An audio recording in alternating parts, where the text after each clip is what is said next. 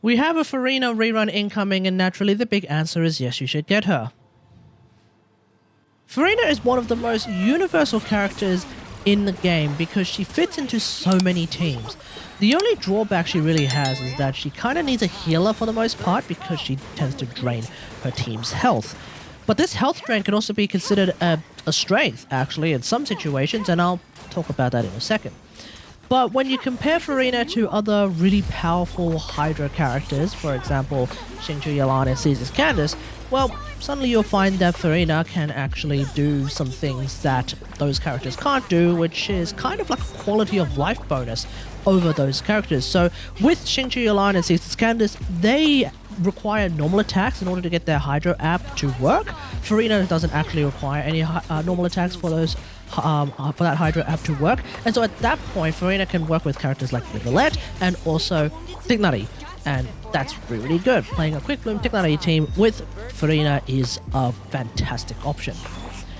If you're going against specifically Yelan, well, Furina's damage buff past level 6 is actually a bigger damage buff than Yelan's, but then on top of that, it affects the entire team. So that's really nice. If you want to compare Furina against Kokomi, Kokomi requires sacrificial fragments to be able to reposition the jellyfish once every so often. With Furina, she can actually replace her Singer of Many Seas all the damn time. Of course, that being said, 99% of Furinas don't actually use the Singer of Many Seas, so this is kind of a moot point, but I just wanted to add that in as well. And then if you want to compare Furina to on-fielders, of course on-fielders do a lot of damage, so Nicolette and Tortellini, they do a lot of damage and provide a lot of Hydra app. But Furina does that off-field. Possibly less, but she still provides that off-field, so there is that. Of course, this doesn't make the other characters necessarily worse. I'm just mainly pointing out that Furina tends to be more versatile than those characters.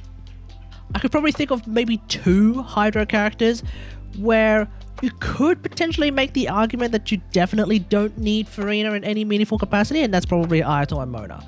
See, Ayato can be played as both an on-fielder and an off-fielder if you want to run full ER Ayato, for example. And this kind of Hydra application doesn't require a normal attack, meaning you can play it with someone like Tignari. And Mona's got a damage buff where at level 11, it is actually comparable to 240 Fanfare stacks at crown level. So there's that, plus it's fully front-loaded, which means A, you don't need a healer for it, and B, you don't actually need to build up those stacks, or rather build up that damage buff in order to actually get it. So that's really nice. But yeah, ultimately, the main takeaway is that Furina fits into many teams, and that's really nice of her. Of course, because she fits into so many teams, I don't want to really demonstrate teams that are already well demonstrated and well documented and talked about ad nauseum. Instead, I kind of want to come up with 3 somewhat more niche teams that I've played at the very least, that I think are actually pretty nice with Furina. And of course, the first one has got to be French Lloyd, because remember, I'm an Aloy main.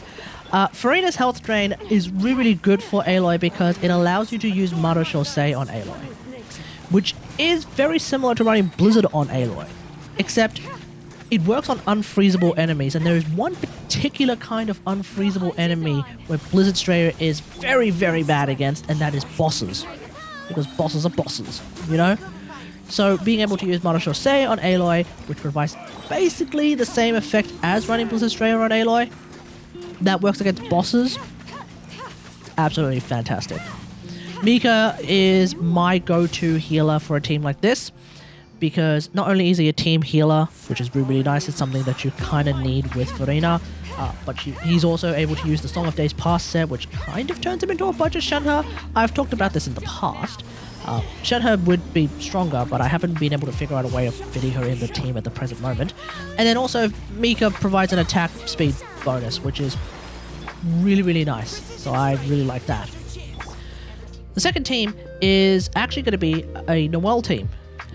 Basically, Noelle's been eating really good during the Fontaine arc, and Furina is one of those aspects that has made Noelle really nice. Her release has been fantastic because Furina complements Noelle's main strengths of damage, healing, and shielding. So that's really great, right? Furina's Team Drain actually allows you to appreciate Noelle's healing just so much more because of the fact that she has a big fat shield, meaning that usually she doesn't lose health. Because you have Furina's Team Drain, well, suddenly Noelle can heal everyone really, really nicely, so that's also a way of just pumping out those fanfare stacks. And this is the same if you want to play on-field Chi-Chi or Thundering Fury C6 Dory. Yeah, Furina has been a massive boon to these kinds of characters. You can also play on-field Jean if you want as well.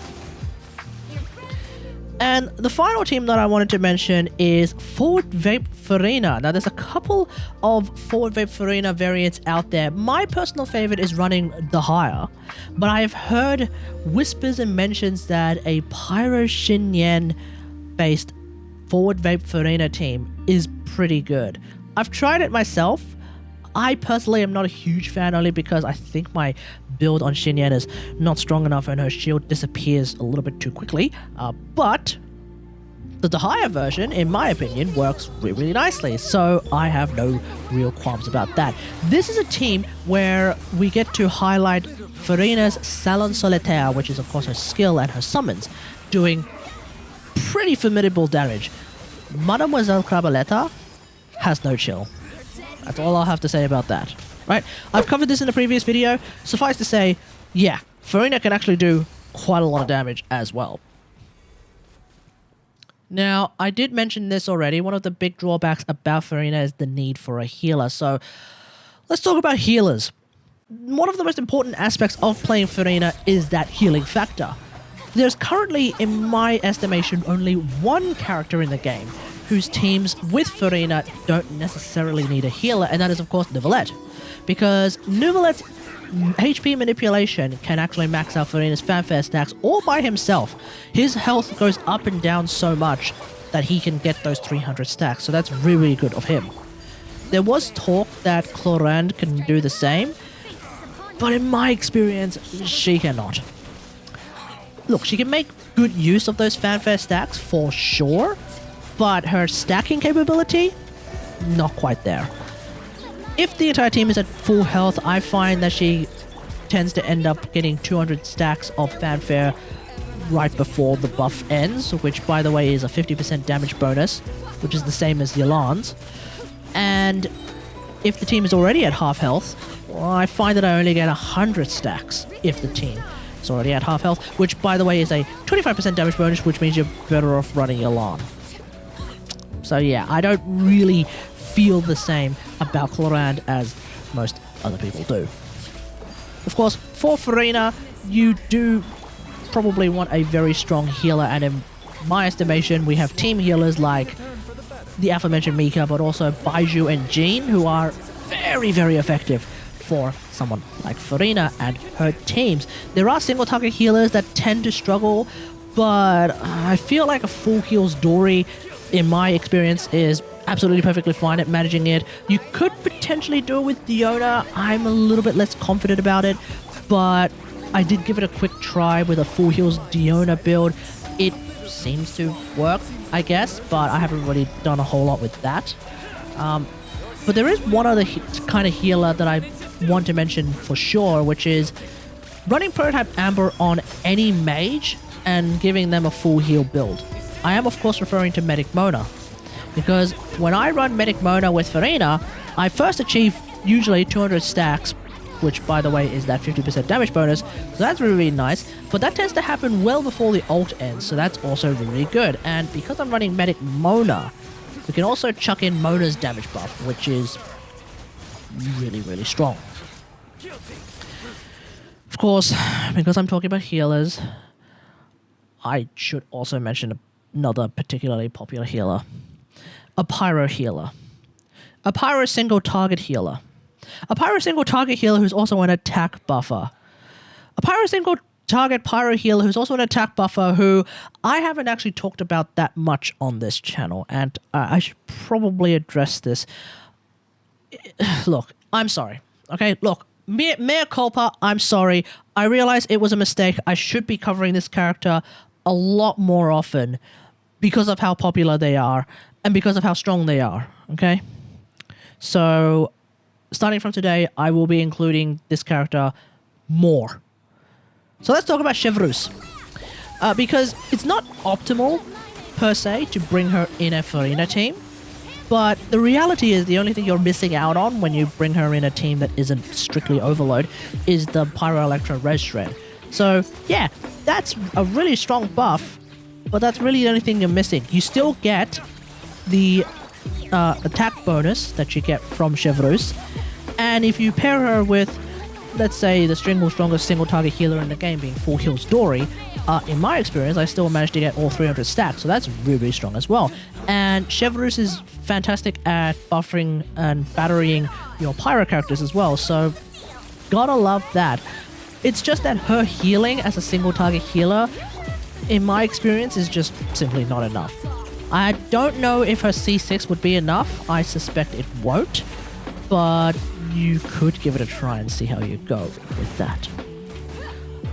Ultimately, look, here's a quick rundown of all of the healer characters in the game as of 4.7. Keep in mind that, for the most part, the healers that require an ult, they are sort of by definition not as good as someone like Baiju, who can actually just use his skill and move on. Especially if you have C1 Baiju, he's kind of ridiculous in a Furina team at that point. Alright, let's quickly go through the ways of building Furina if you decide to get her. So when it comes to her artifacts, it's really straightforward. Golden Troop is pretty much the set that is designed for her. You get 75% damage bonus on her skill, which is pretty much all of her damage, so that's fantastic. While you're still trying to farm that set, a mix of Golden Troop and the HP sets, as well as the Hydro sets, and I guess hell, even EOSF, because her energy requirements can be kind of insane, is probably the way to go. Now, when it comes to her artifact stats, first off, I do want to point out that we do have a few thresholds to keep in mind when it comes to Furina's artifact stats. First off, obviously, try not to get above 100 crit rate. I only mention this because Jade Cutter is a thing that I will talk about in a second, okay? Meanwhile, it seems like the general idea is to aim for, but try to not go too far over 40,000 HP as that threshold. At least before C2, at least. And when it comes to her energy requirements, look, I have 180 ER, and sometimes I don't get to use her ult in time in certain teams. So I guess 200 ER is kind of a good baseline just to start off with, but of course that's going to be really heavily dependent on your team as well as how you're playing her and all of that good stuff. So when it comes to the actual artifact stats, the main stats that you're using on your build with the sand, it's ER or HP. Keep those thresholds in mind. Generally speaking, if you're using a sword that provides HP, use an ER sand. If you're using a sword that doesn't provide HP, then use an HP sand, because that's kind of usually how that works out. But yeah, check your thresholds and check your overall build. When it comes to the cup, both HP cups and Hydro cups are more or less the same. I don't really know if one is strictly better than the other. Test against Masanori, it really will depend on your substats for the most part. And then when it comes to her hat, HP or crit hats work. It really depends on your weapon choice. There are some Furinas with top Akasha builds that are running HP hats. Generally speaking, if you're not using a crit sword, use a crit hat. That's usually the rule of thumb. And then when it comes to her weapons, like I mentioned, first off, her obvious best in slot weapon is the Tranquil Waters, which is of course her signature weapon. Uraku Misagiri is kind of weirdly very similar to Tranquil Waters. It could be about as good in Geo teams, but I don't know if there's any calcs, and I don't have these weapons, so I have no idea what the difference between these weapons actually is. So you may want to just keep that in mind. But if you're going to go for a low base attack crit damage sword, yeah, go for Tranquil Waters, 100%. If you have Jade Cutter like I do, it's also a great weapon because it provides her with a lot of crit rate as well as some HP. So that's what I'm using. You can also potentially use that in a quote-unquote C6 Furina style sort of gameplay if you want. I will talk about that in a second. There is the Key of the Karshina Suit, which of course is Nilu's signature weapon. It is the highest HP percent sword in the game. It also provides a big EM share, which is very good for vape teams. And then your other options are other 5-star DPS stat sticks. They're fine, whatever. For 4 stars, there's Festering Desire for anyone who's been around since 1.2. If you don't have that, there is the sort of budget version, which is Flou Sandra Ferryman, which is actually available forever. You get that from fishing. It is slightly worse, but you do get a bit of ER on top of that, so that's kind of nice. And then look, if you're not, for whatever reason, focusing on Salon Solitaire damage, let's say you're playing her in a Nilu team, Favge is an option that exists. But look, she does a lot of damage. I, for one, wouldn't recommend Favge. And with Furina's Constellations, here's the deal.